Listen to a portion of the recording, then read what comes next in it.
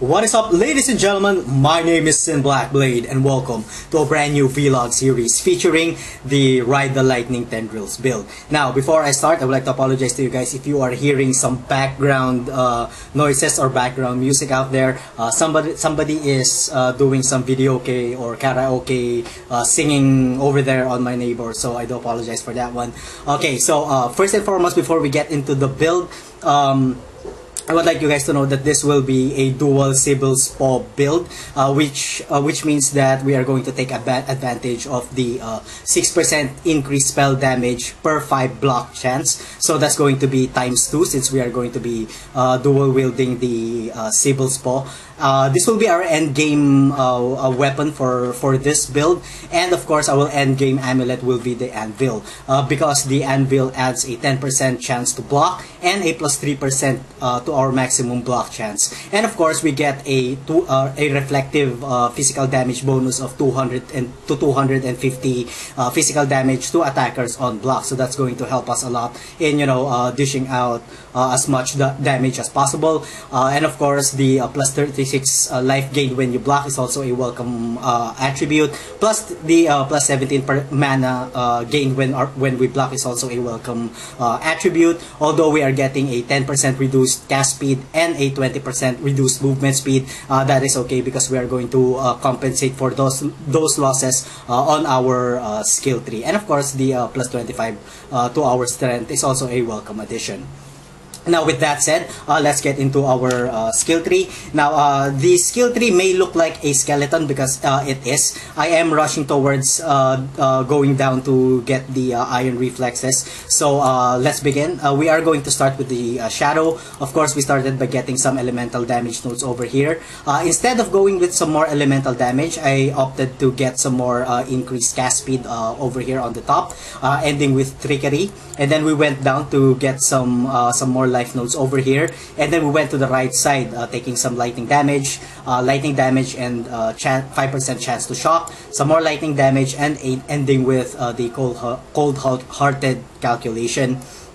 And then we went over to the left side to go over to the witch skill tree part of the skill tree, and we got some life and mana nodes over here, and then ending with heart and soul for the 8% increased maximum life and the 10% increased maximum mana. And then we went down here to get the deep wisdom, and I did take into consideration to get the blast radius to increase the area of effect of the skill, the lightning tendrils, because without that the lightning tendrils actually has a very small area of effect. So I think it's over here-ish part if we don't have the blast rages.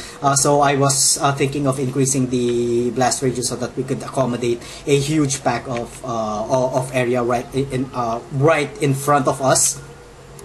And then of course I proceeded up to get the Eldritch Battery, and then of course we proceeded down over here to get some more energy shield nodes over there, and then we ended with Shaper for the 40% increased mana regeneration rate and +1% life regen. And then of course we went down here to get some very important and crucial life nodes. By the end of the build, I expect to get all of the circle of life nodes over here, since we are going to be basing our damage based on the block chance.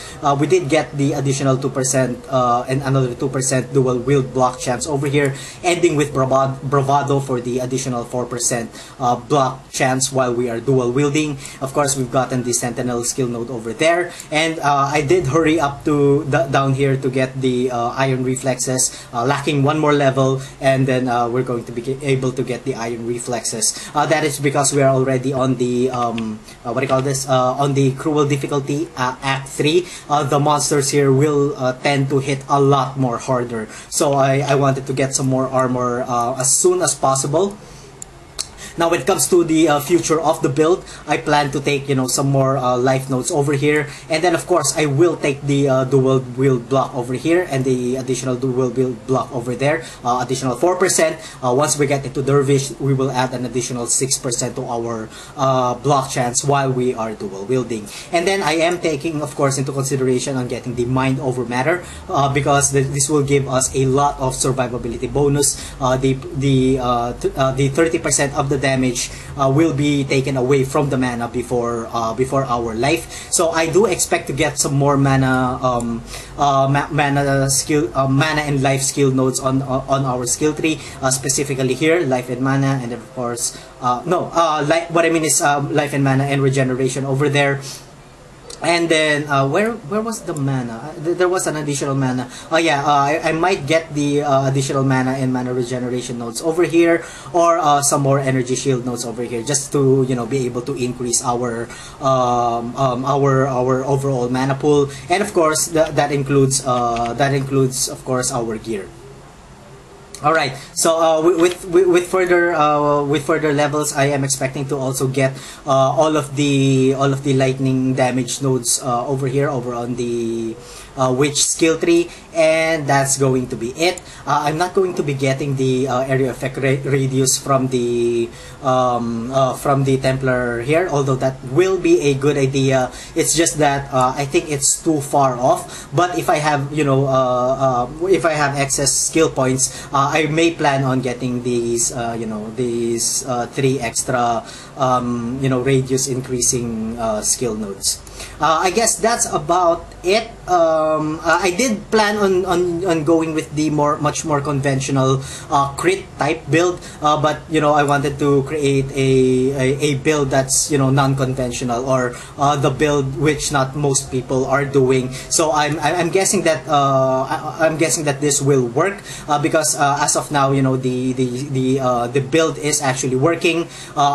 The current damage of our Lightning Tendrils is only at 1,900, but I expect that to increase once we get into, you know, further levels into the game, and once we get the Herald of Ice. Now, as for the attachment of or what will be linked to our Lightning Tendrils, I plan on attaching lightning penetration, added lightning damage, spell echo, and for the 5th socket, it's either added chaos damage, added cold damage, or increased spell casting, or the spell cast increase. What do you call it?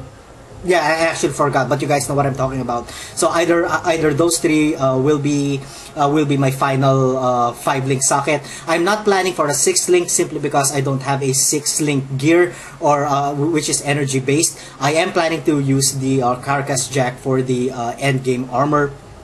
Of course, for the what do you call this? For the auras, I am planning to use the Herald of Thunder, the Herald of Ice, and then the Grace Aura for the defensive bonuses.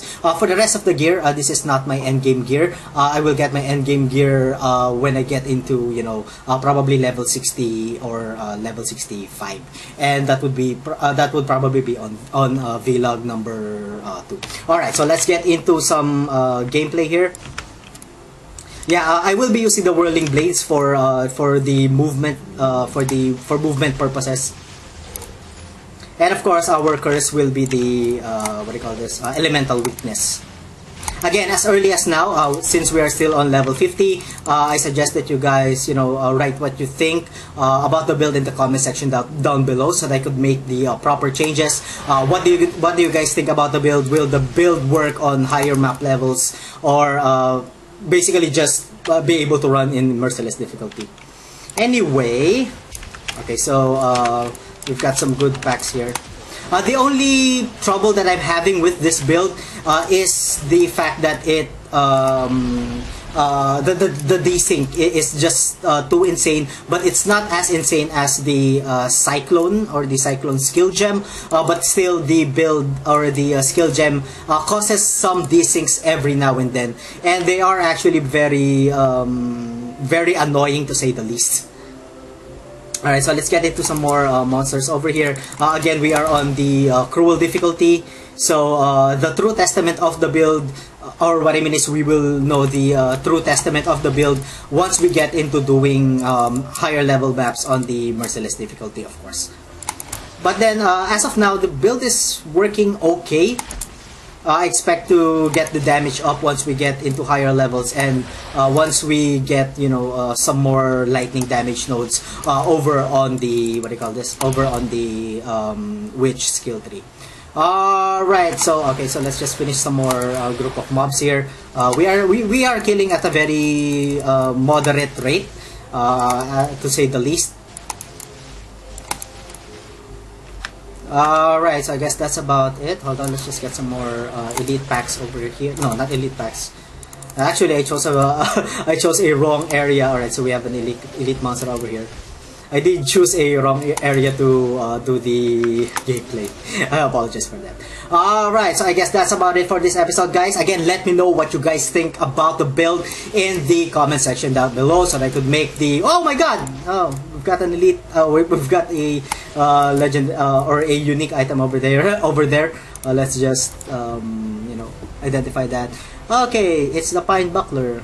Not bad for early leveling purposes. So I guess that's about it for this episode, guys. So thank you so much for watching. If you guys enjoyed the content, please like, comment, and subscribe. And as always, I'm gonna see you guys on the next part of my video. Have a good one. To pick up this very cool pro.